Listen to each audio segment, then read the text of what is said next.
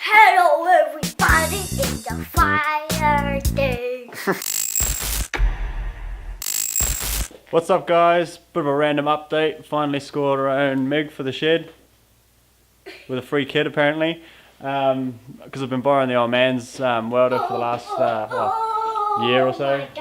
But finally got around to getting a 250 amp single phase MIG. So we'll check it out.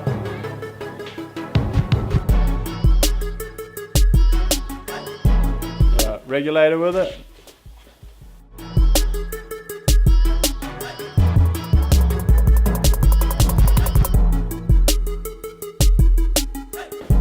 Pretty sweet looking handpiece. Looks like just standard benzoyl tips.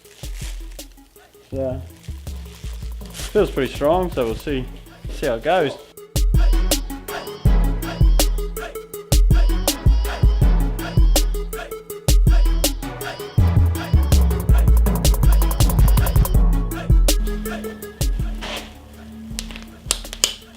Pretty butty feeling earth clamp. I think it's all XA. Xcel-Arc bloody parts, but they all seem pretty sweet. What's that?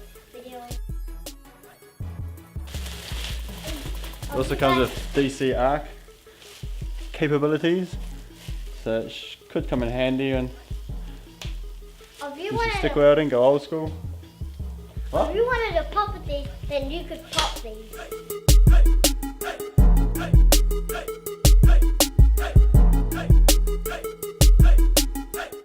Alrighty, super stoked with the new welder. Haven't given it a try yet because they just need to suss out some gas and some wire over the next couple of days, and then we'll blaze it up, see what it goes like.